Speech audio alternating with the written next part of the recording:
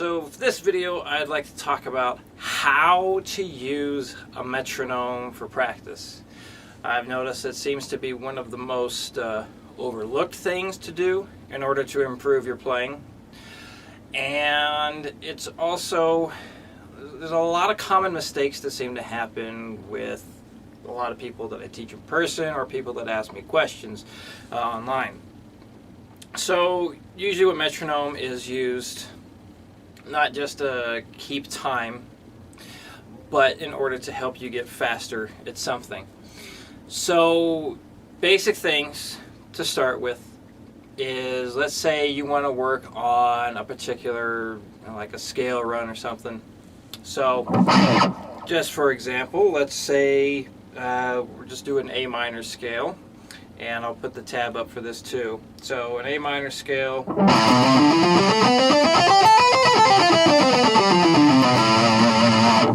Say you want to get that faster. So you got a number of ways that you can approach the metronome to start out with. It really depends on your skill level, how fast you already are, and your ability to follow the metronome. So let's say you're just starting out and you've never used a metronome before. So you want to start with something that you can follow at a comfortable pace. So I would recommend starting off with playing quarter notes to something. So right now the metronome's beeping, and when you play quarter notes with something, you're basically playing a note on every beep. So it would sound like this to start.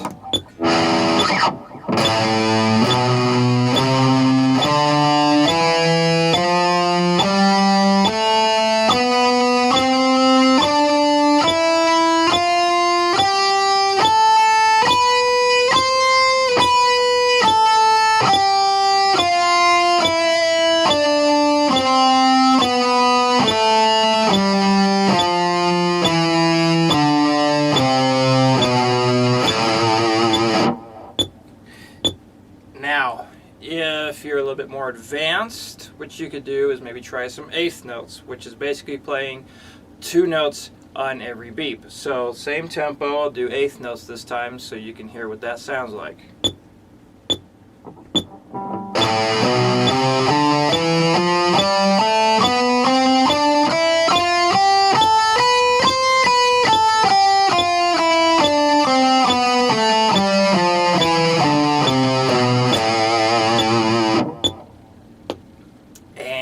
And you can also take it a step further and do triplets, which would be three notes on every beep. It would sound like this.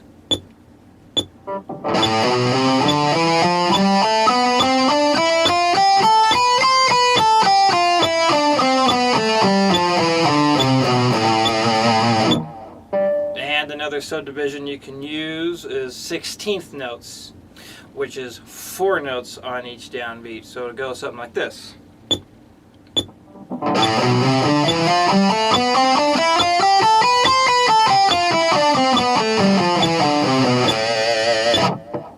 Okay, so I got that done. What you want to do now is, after you've gotten used to playing comfortably at a particular speed, and another thing to think about when you're practicing to a metronome, what most people do, unfortunately, is the metronome's going and then they start to play, and as soon as they start to play, they're no longer playing along with the metronome. I mean, the metronome's on, but the person who's playing is not playing to the beep. So there's a big difference between practicing with the metronome and practicing with just the metronome on. The metronome's not going to do you any good unless you can actually follow it. So one thing to do, let's say if you wanted to work on that A minor scale yourself, and it was just, let's put it this way. I would recommend, whatever you're going to do to the metronome first, memorize what you're going to work on first. You want to have this stuff in your subconscious as much as possible, so this way you're not having to think too much when you are doing stuff with the metronome, because there's going to be so many things that you have to think about when you first start working with a metronome. And it's hard enough learning something brand new, and then you try and top that, put that on top of doing it with the metronome and try and follow the beat, you got all these things that you're thinking about, and that's just too much. Way too much stuff to worry about, especially if you're a beginner. So take it piece by piece. Whatever you're going to work on, try and memorize that first. If you have to break down what you're working on in half or in fourths or whatever, do that. Take it piece by piece. Do it in a way that makes it easier for you. There's nothing wrong with breaking stuff down. One thing I do with students a lot when we're working on a song, or especially solos in a song, is I break it down bar by bar by bar.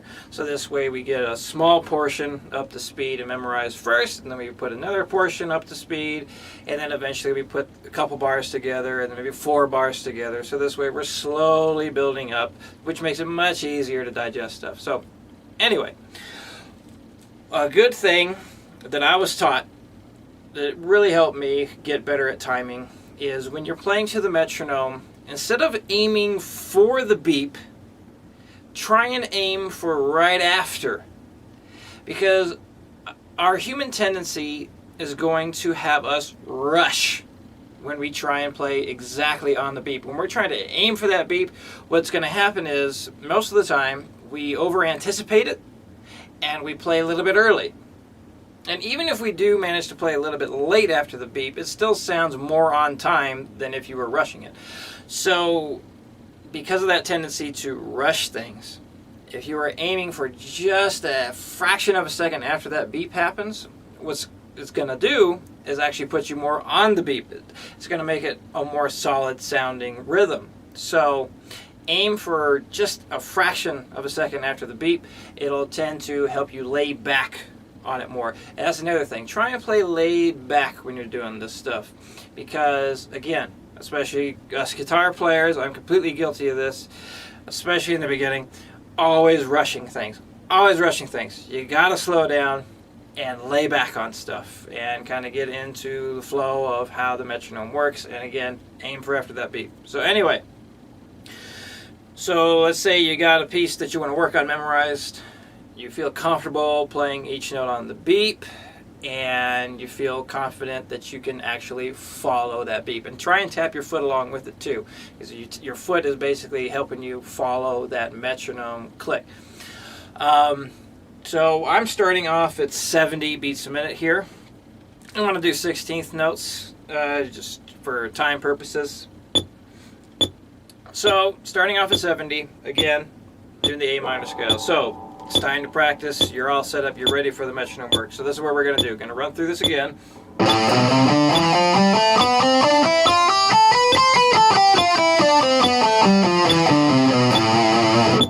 Now, as soon as you play it correctly, bump the metronome up no more than 5 beats a minute. Do not do 10 beats a minute. Do not do 20 beats a minute. Just do 5. The reason why is because if you bump up things by like 10 or 20, which is what a lot of people do, it's way too much of an increase. It is too big of a jump going from 70 to 100 or going from like 100 to 150.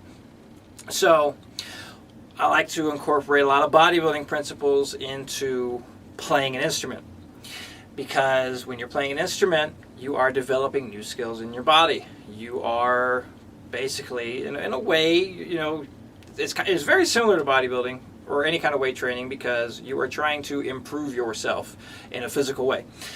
And it is also mental. So let's say you are doing some weight training. If you want to increase your bench press, you start with, say, like 100 pounds. And then the next time you might do 110 pounds and then 120. You don't go from 100 pounds to 200 pounds right away. It's too much of an increase in weight, and your body is not going to be able to adjust to that large of an increase right away. The same thing applies to working with your metronome. If you're going from 100 to 150 beats a minute on something especially brand new, you're not going to be able to make that adjustment. Also, you want to be able to warm up as you are playing. And while you are warming up with this stuff, one way to warm up with this stuff is to start off at a very slow pace with your metronome, something that's very comfortable for you, that's not pushing you at all. and then gradually increase. So even if, like, say the 70 is super easy, start with it anyway. So this way, when you get up, to 140, 150, and so on, your hands are going to be more warmed up. It's like if you are a runner, you don't wake up first thing in the morning and then get out of bed and just sprint right away, because your muscles are cold, they're stiff, you haven't used them for several hours. Same thing applies when you're trying to get better at an instrument. You have to warm up.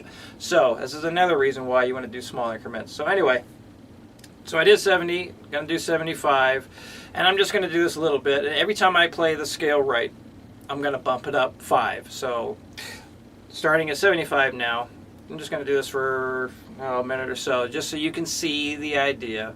You want to just keep going. So here we go.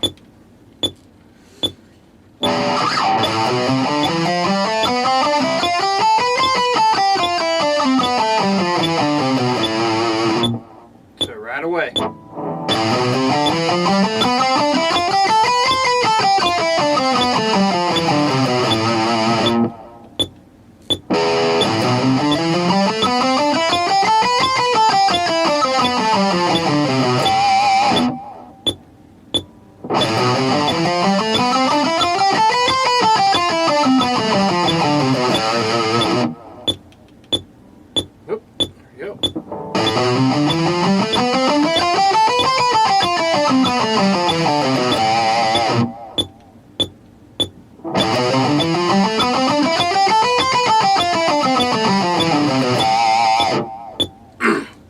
And so on and so on and so on. And you basically want to take it, whatever you're working on, take it as far as you can until you can no longer play it correctly. So once you start missing notes, if your hands can't keep up with the speed anymore, that's when you know to stop. And there are some things you can do at that point to improve what you're already working on. Some things to do if you get stuck, like if you hit a plateau with what you're practicing on, and I'll do another video talking about that, different ways you can start to try and break a plateau on stuff. So I hope this video helps all of you get better with your metronome practice. And it was just one of those things that, I've had to, I gotta say the same thing to a lot of people again and again, because what happens is, I'll say increase it by 5 each time, and people will still do 10 or 20, and they wonder why they're not getting any better, because you're increasing it too fast. So just do 5, no more than 5. You can do less, but don't do any more. It's just, I don't think it's a good idea, and that's just been my experience, especially working with myself and all my students. No more than 5 beats a minute, increase each time. Also, don't repeat the same phrase or whatever it is you're working on again and again. A lot of times students say, oh, I wanted to play it like 2 or 3 times at the same speed correctly before I move on. Do not do that. As soon as you hit it right, go to the next speed and keep going and going. The idea is to constantly push yourself faster and faster and faster and faster and faster. If you do this same thing 2 or 3 times, what you're going to do is wear yourself out before you're able to get to your maximum speed. So I'll repeat that because I think that's important. If you are playing something to the metronome correctly 2 or 3 times, you are going to wear yourself out before you get to your max speed. So whatever it is you're working on, play it correctly once and move on. So this way you're going to increase much faster. Okay. Again, if you have any questions, please email me. I'll be happy to answer them. And thank you for watching.